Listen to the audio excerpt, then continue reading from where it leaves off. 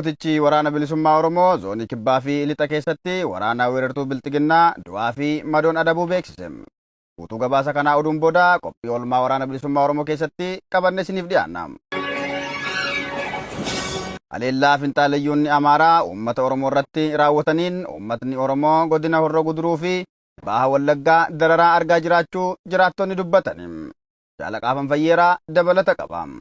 Jiraataan aanaa Horroo Bulluq akka nuuf himetti aleellaa fi saamicha finxaaleeyyiin Amaaraa guyyoota muraasa dura ganda Boonee Abuunaa fi guddina Abuunaatti raawwataniin lubbuun namoota 47 darbee loon hawaasaa dhibbootaan lakkaa'aman saamamuun jiraattonni hedduun qeef qabeenyaa isaaniirraa buqqaafamanis hanga yoona qaamoleen murna bilchiginnaa uummatichaaf hin birmanne.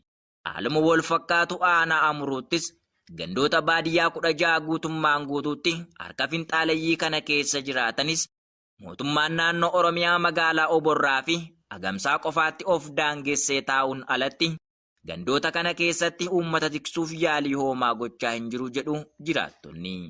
Aleellaa tibbana magaalaa Agamsaatti raawwatameen lubbuun namoota 103 darbuun cinatti hawaasni magaalattii hedduun buqqaafamuun magaalaa Oborraa fi Joojii Migiriitti baqatanii turan. Yeroo ammaa kana namoonni muraasni gara qe'ee isaaniitti deebi'uun sodaan jiraachaa kan jiran yoo ta'u, irra caalaan namoota buqqaafamanii gargaarsa dhabuun buufata itti baqatan keessatti beelaa fi dhukkubaan miidhamaa jiru jedhameera.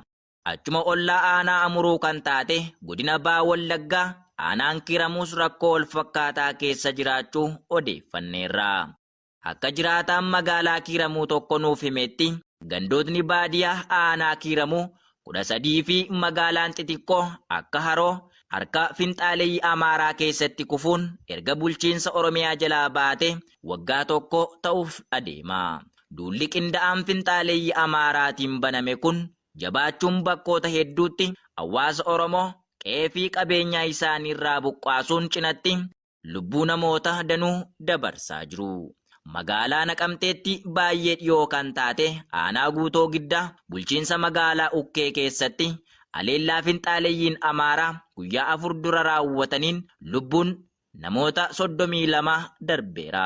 Qabeenyi ilmaan Oromoos qofaatti adda baafamuun barbadeeffameera. Aleellaa ifaan mul'atu akka kanaan alatti gargaarsi adda addaa uummata aanaalee haleeluun irraa buqqaan akka hin qaqqabne taasisanii jiru.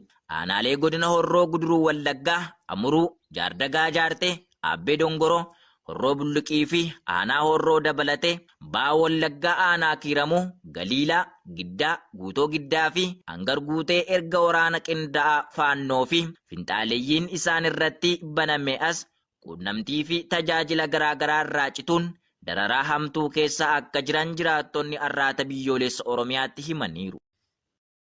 Godina Baha Wallaggaa magaalaa Arjoo Guddattuu keessatti murni Bilxiginnaa hidhaa ammeesse. Bal'ina isaaf jaalladhi Oromoo. Sirni kufuuf qarree kufaatii irra ga'ee jiru Bilxiginnaan uummata Oromoo goleewwan Oromiyaa mara keessatti uummata hidhaan dararaa jira. Fulbaana 14 bara 2022 ona Arjoo Guddattuu bulchiinsa magaalaa Arjoo keessatti ilmaan Oromoo akka bineensaatti adamsanii hidhanii jiru. Namoota isaan haala kanaan hidhanii dararaa jiran maqaan isaanii Damee Araggaa, Marabbaa Asfaaw, Ximqataa Takluu fi Obbo Girmaa nama jedhaman ta'uu maddeen arraata biyyoolessa Oromiyaa gabaasaniiru. Itti dabaluunis Obbo Girmaa ilma keetuu waraana bilisummaa Oromoo keessa jira jechuun reebicha erga irraan ga'aniin booda mana hidhaatti darbatanii jiru. Godina Baha Shaggar aanaa Fantaallee keessatti finxaaleeyyiin Amaaraa uummata Oromoo ajjeesuu itti fufani. Jaalmurteessaa Bantii waan qindeeffate qaba. Murni bilchiginnaa ilmaan Habashoota Oromoo irratti hidhachiisuun akka ajjeesaniif bobbaase lubbuun ilmaan Oromoo obba'uu itti bufeera. Haaluma kanaan fulbaana 14 bara 2022 nama toora sa'aatii 2 irraa kaasuun uummata harka qullaa homaa harka hin qabne godina Baha Shaggar aanaa Fantaallee ganda Ilaalaa keessatti hidhattoonni finxaaleeyyii Amaaraa nama maqaan isaa Bujjii Hawwee Fantaallee kan jedhamu ajjeesanii jiru. Dabalataanis aanuma kana ganda Tuttuqqii keessaa ammoo Boboruu Rooba Hawwaas kan jedhaman ajjeesanii jiraachuu deenarraata biyyoolessa Oromiyaatti himan. Uummanni Oromoo waraana murna bilchiginnaa fi hidhattoota Amaaraan badii tokko malee qe'ee abbaa isaatii irratti ajjechaan raawwatu jabaateetti fufuuf gabaasa Oromiyaa bakkoota garaagaraa irraa dhufuun beekuun ni danda'ama. Godina Lixa Wallaggaa keessatti waraanni weerartuu PP namoota nagaa irratti ajjechaa fi hidhaa gaggeessaa jiraachuun dhaga'ame. Caalaa Caaluu Roobaa dabalata qaba. Impaayera Itoophiyaa jalatti ilmaan Oromoo saboota kan biroo caalaatti xiyyeeffatamuun Oromummaa isaanii qofaaf Oromiyaa bakkoota hedduutti hidhamuuf ajjeefamuun hiree ta'eefii jira. Keessumattuu ilmaan Oromoo waggootan arfan kana keessatti kan yeroo kamiyyuu caalaa akka bineensaatti adamfamee ajjeefamuun qe'ee abbaa isaa irratti kabaja dhabeera.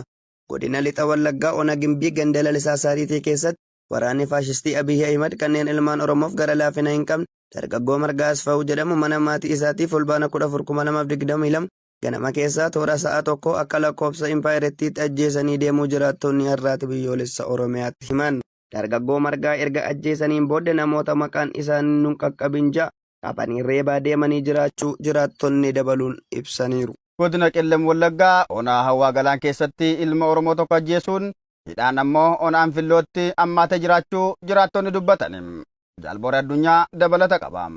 Murni bilxiginnaa guyyaa guyyaan ilmaan Oromoo ajjeesuu fi hidhuu aadeeffachuun fulbaana 12/2022 waraanni sirnichaa ilmaan Oromoo akka ajjeesaniif bobbaafaman godina Qellem Wallaggaa Aanaa Hawwaa Galaan ganda 21 jedhamu keessatti Bashir Ahimad nama jedhamu ajjeesanii jiru. Bashir Ahimad jiraataadhuma ganda 21 yoo ta'u qalbiin isaa sirrii akka hin taane jiraattonni himuun waraanni bilxiginnaa nama mataan isaa dhukkubus ajjeesuusaatti mufatanii jiru.